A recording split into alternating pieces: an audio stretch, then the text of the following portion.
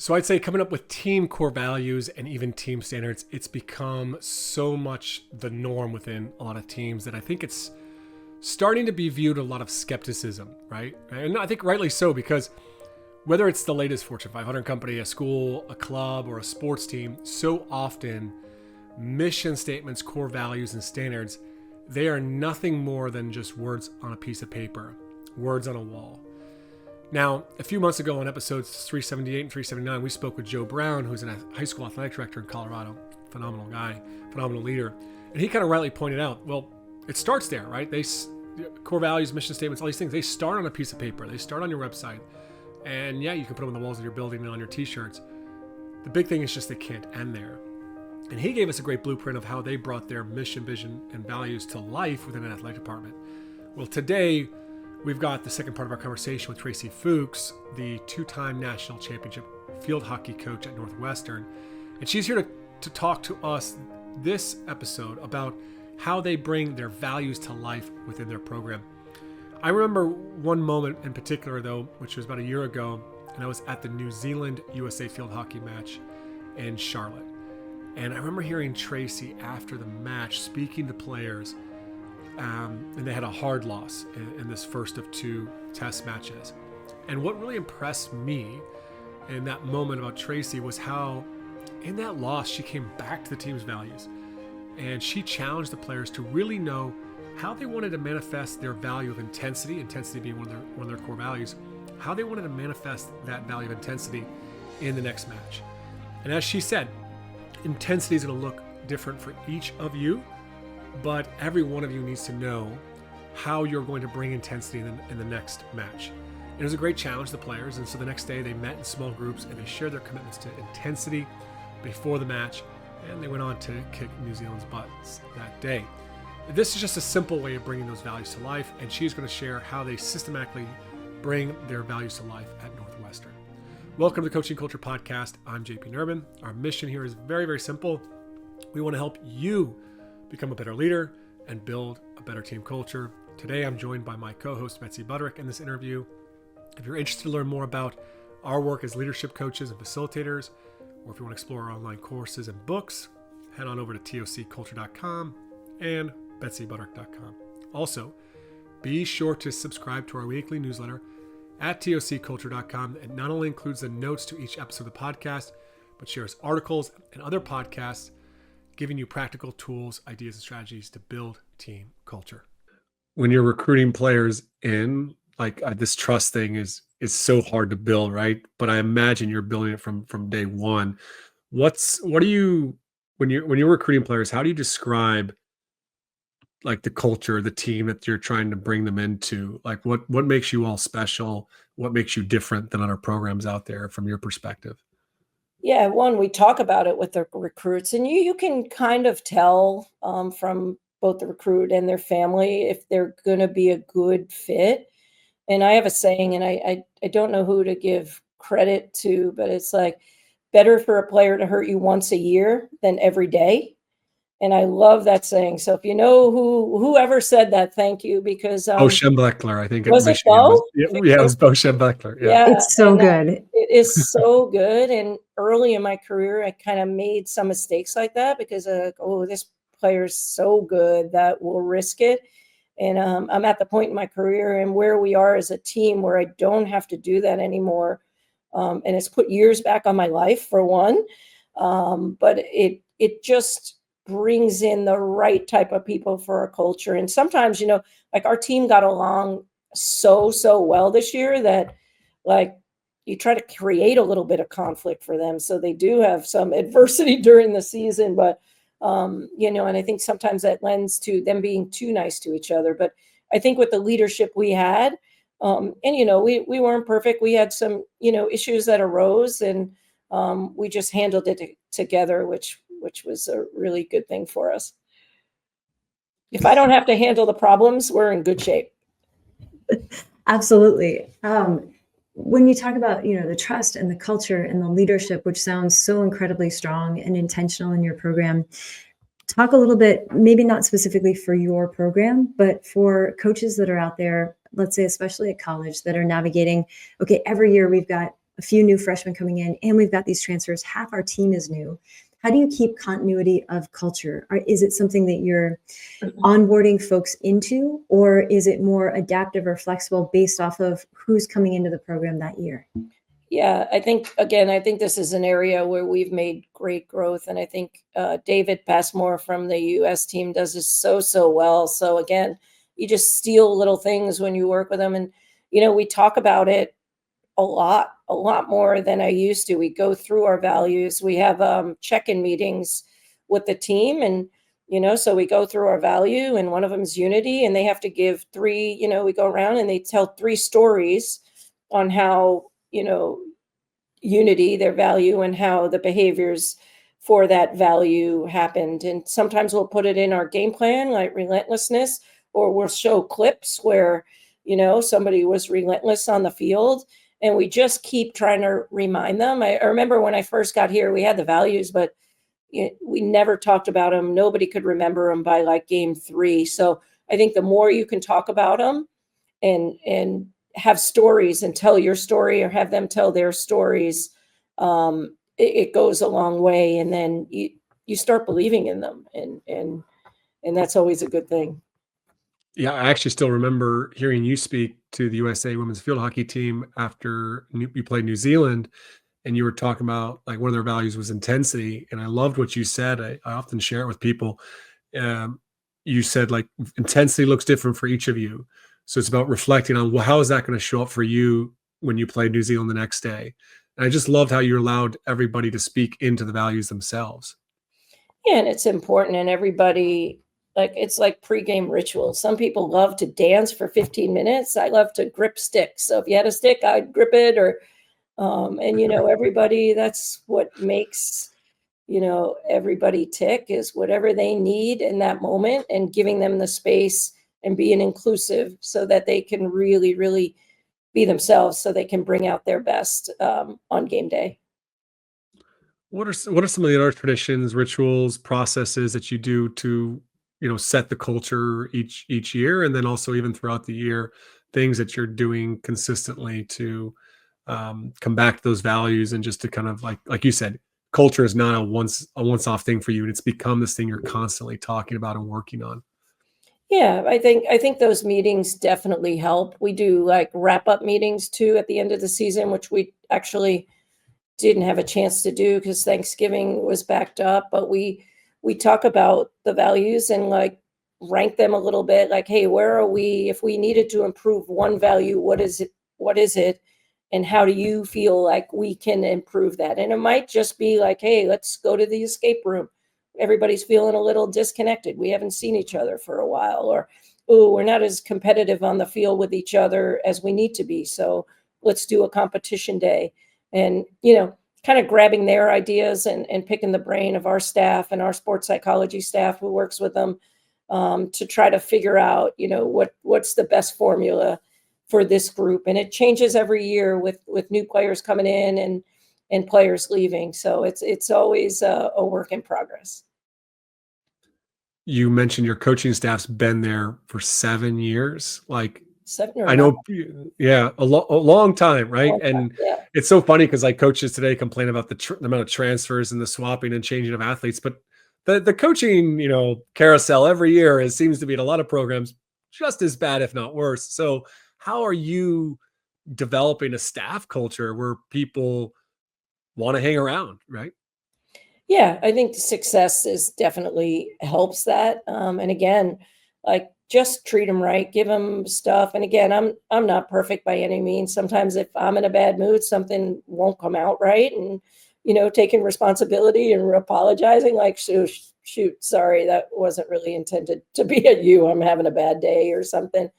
And then just, they need to feel valued as well. So whether it's, for Georgia, my associate head coach, she has corner defense, and I let her run with that. And she looks at so many corners from the other teams, and what will work against us. And then, we all come together and present, and we challenge each other, and just kind of make sure they're still growing as coaches and people, and kind of letting them do, their own thing as well. Like, I'm an office person. I don't like to be around a lot of people. I like to be around 2 or 3 people. And sometimes they like to work at a coffee shop, and that's okay. Just get your work done. We come in, we meet, and we go from there. And I think they really enjoy it. And, they're my good friends as well. So that certainly goes a little ways as well. How do you balance that autonomy though? Like you give them so much autonomy, a lot of freedom, but there's that point where that control part of you as a coach, like every one of us has, like to come in and, well, we want things done this way. I mean, how do Yeah. you navigate that? For sure. I think they know by now which areas I'm a little bit controlling in. Like on game day, just set up early. Like I just like the game's coming, I'm already stressed. Like have everything done, relax. If we're sitting on the bench for 5 minutes, we're sitting on the bench for 5 minutes. But just little things like that. But I think giving them the autonomy and the freedom to make decisions, like we'll always come together. And in the end, if I need to make a decision, like, oh, I'm not sure that's going to work. Most of the time I try it. But in the end, I have to make some tough decisions. And I think they respect that because of the freedom and autonomy that we share within our staff. And when I've observed you as an assistant coach with USA Women's Field Hockey, and so that's like a complete, you It's know, different. change up, right? So I'm sure it's giving you perspective on how to maybe be a better head coach at times because you've done that assistant coach role a few times, right? For different at different points. So I'm just curious, when what advice would you give to assistant coaches that are listening to this podcast? Like what do you really try to be excellent at when you're an assistant? Yeah, I think again, you just have to support the head coach. You probably know where their super strengths are and where they need you to like pick up the slack. I think because I was a head coach with David and um, I would know like, oh, we're forgetting this, or hey, just so you know, we haven't done this in a few practices type of thing. And but most of all, it's like as an assistant coach, everybody loves you, right? Because they don't feel like you have the final decision. So it was so rewarding to be loved by everybody. And then I come here and I got players mad at me because, they're not playing or they think, they should be in there. And it's like, it's enjoy it while you can is the advice I would give you. Because it does change as a head coach. They see you as a different figure, even though I'm still myself. I'm still collaborating with my assistants on every decision. But it made me realize like, oh, I'm okay. People do like me still. And when I was with the US team and I love that team. I love all those players and I love my players here. So I haven't changed. It's just the title that has changed. And so enjoy it while you can, assistants. Excellent advice. Sage words. Tracey, you've mentioned this word super strengths a lot during our conversation. I want to ask, what's a super strength that you have? And then also, what's a super strength you don't have that you wish you did? Yeah, I'll go with the one I don't have is that I think it takes me a while to get to know people. So in the recruiting area, it will take me a little while to get to know that recruit and talk to them. But again, Will, who's my other assistant, is so extroverted and he can be on the phone for 30 minutes. And I am like, yep, I'm happy with a 5-minute conversation. I'm more of a bullet point type of person. But I think, my super strength is, I think I work really hard, and I think my growth mentality of always trying to get better serves me well, even though sometimes I get frustrated just like everybody else, and I might not like the way something's going, but just pushing through. And I love the challenge of finding solutions and seeing if they work. So I'll continue that on until I retire here. And that growth mentality is so important. And also, I would argue part of what's made you as successful as you have been over time. Outside of your sport, and I know you've mentioned a couple names during our chat within field hockey, but outside of your sport, who do you like to learn from? Oh, wow. Boy. I mentioned Craig. I love picking his brain. Somebody like Phil Knight and some of the good professional coaches where you just kind of listen to them and it's like, that's very insightful. But I'll listen to everybody because you get as much from the people maybe you don't want to be like as you do from the people that you do want to be like. But I'll listen to anybody. Certainly a lot of the coaches here have been successful at Northwestern, and we're always picking each other's brains and helping each other out. Obviously, it's a little bit different at a college setting and everything that's happening in college athletics. Like, we're going to need to ride this roller coaster for the next few years and see where it lands at the end. And but we'll go through it together, and everybody will support and help each other. Yeah, you mentioned this community of coaches. I don't know of anyone at the Division I level that seems to be so connected. Like, you talk about how you're talking with the lacrosse coach, and you're talking with Craig over here, and David, like, you're learning from everybody. It just seems like you really value learning from others and just being a part of also supporting each other, like, on this journey.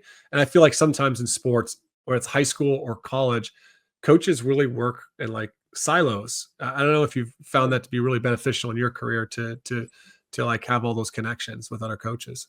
For sure. And I think that is the one few good things that COVID brought us, because we couldn't coach our teams for a while. So we would get on the call here at Northwestern with all the head coaches every Wednesday, and everybody would pick a different topic. Somebody did fundraising, recruiting, this, that. So we did actually get quite close, and that's kind of stuck. Like, we all have our few coaches that we go to, but it's a pretty tight knit group here, which is really, really nice. And honestly, why I coach is for those people. I'm not a big book reader, so I do need to pick people's brains and listen, and listen to podcasts, because I don't love to read. So I've got to just ask open-ended questions and see where people go with it. What advice would you give to the younger coaches out there that are coaching at the high school club level? So I know there's quite a few that listen to the podcast, and actually one of them, she asked that I asked that. She's what should they be working on, focusing on outside of just the technical, tactical things when it comes to what you're looking for at the college level?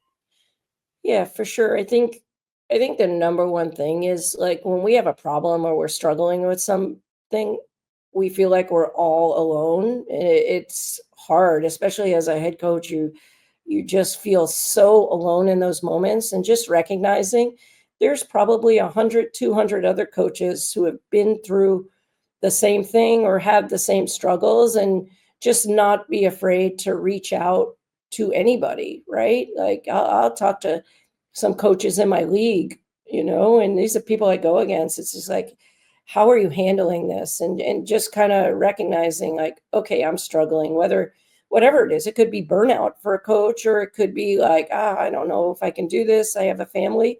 And just kind of listen to them, support them. And then, if you have advice for them, and they want to hear it, obviously give them advice, but just letting them know that, like, coaching's hard.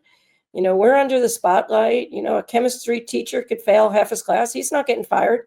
I lose half my games, I'm gone. So it's difficult, and just understanding that it's a tough profession, but you're not in it alone, for sure. And what's the hardest part for you about the job? I think everyone has the part that keeps them up. There's that weight. What's that big weight for you? Yeah, I think understanding is that you are not going to make every player happy. And, the most of players and their families, the one thing they value more than anything is playing time. And I have 26 people. I can't play everybody, and just understanding that and knowing and showing them where their value is. And I think we really, really try to do that here at Northwestern. Some of my favorite people and players are standing next to me on the bench, whether it's, helping with the video, or like, hey, I saw this on a corner, and just really trying to make sure they understand that their value is so much higher than the number of minutes on the field. And I'll always struggle with that, because, you want them to be successful, and that's what they're rating themselves on, and you just can't always give it to them, unfortunately, in our profession. Yeah, always a big challenge. And um, you mentioned to the players and the parents what they value is playing time. Tracey, what's your communication like to the parents? Do you do a parents meeting at the beginning of every year? Do you have continual touch points with parents? Is it on an as needed basis only? Like what have you found to be best practices for communicating with parents? Yeah, I'm pretty fortunate. Our parents are pretty hands off when it comes to me. If they have a problem, they'll probably go to the assistant anyway. But we actually have a parent captain that like plans our tailgates, or if we need to get messages through, we go through that person, which has been really helpful because then, they're in their own little group me chat and then they can get the information out. But I've been really fortunate. I think it's because in the recruiting process, we're pretty clear that we want to communicate with the athlete and young adult. And you can tell that by who leads all the conversation in the recruiting meetings, but we're pretty clear with that. I wouldn't say it's been 100%. I've had, some disgruntled parents because their players aren't happy and those conversations are tough, but I tell them I'll always talk about your players' mental health and that stuff, but there's no discussion about playing time. You're not here every day. You're not watching. And, I'm more than happy to talk to your daughter about it, but those areas are off limits. But I've been pretty fortunate. And I think, again, when you're 22-1, it's hard to argue with who we're playing. But, I think we do a pretty good job of keeping them at a little bit of arm's distance, but always, again, allowing them to be a part of our family as well. So I asked you what's the hardest part about coaching, but I'm curious, what's the best part for you?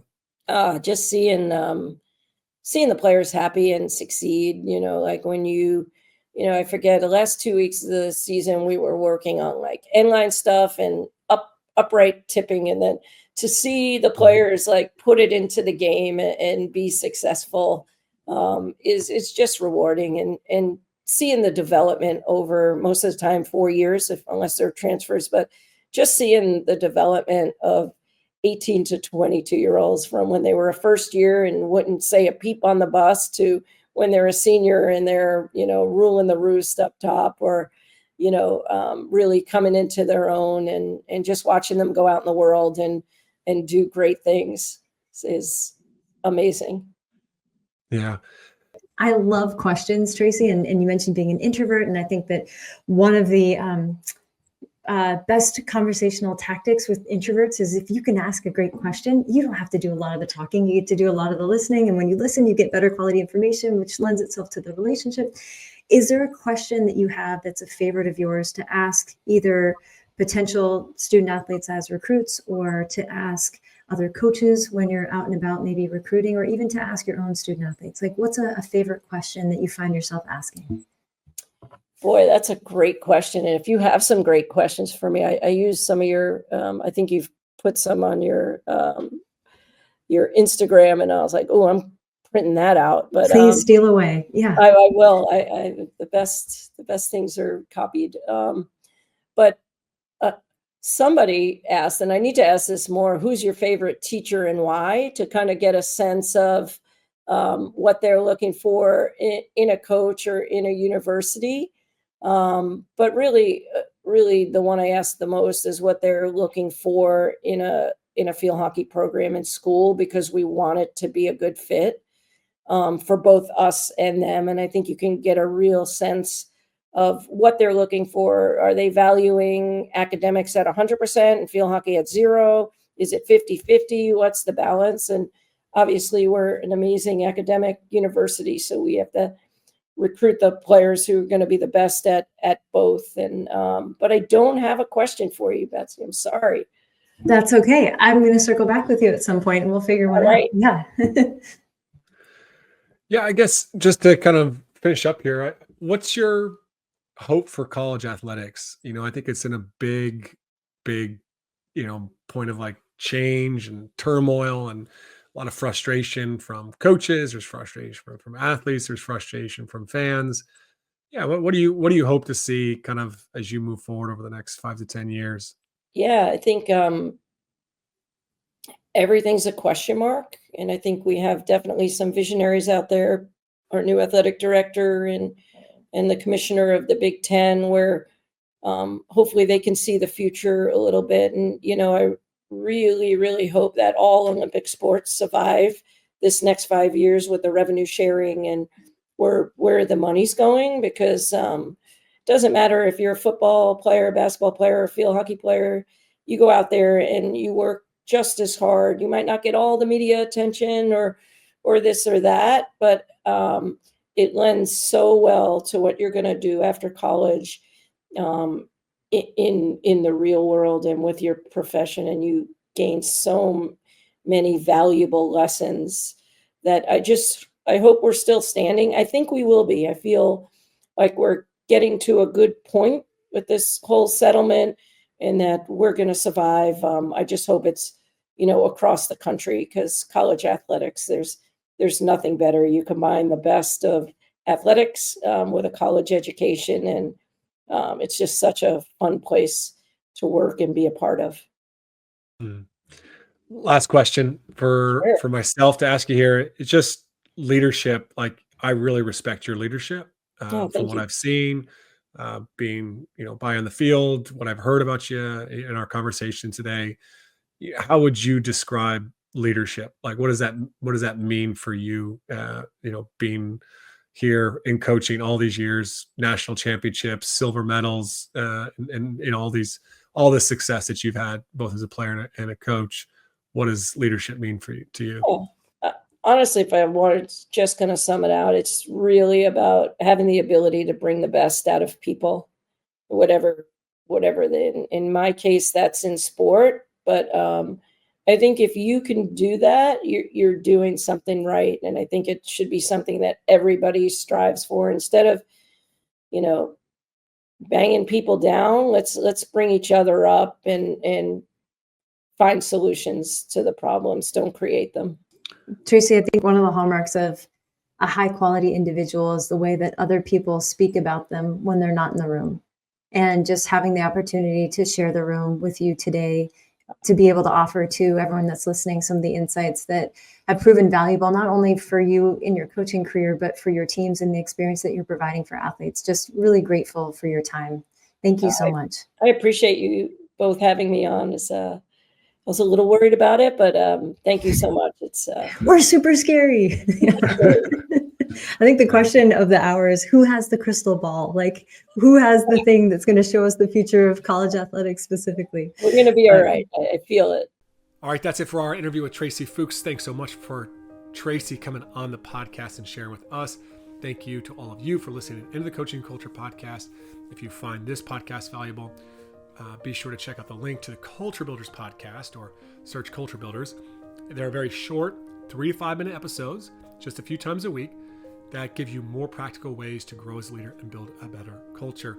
Also, if you enjoyed today, please be sure to subscribe to the podcast, as well as share this episode with friends in coaching if you found it valuable.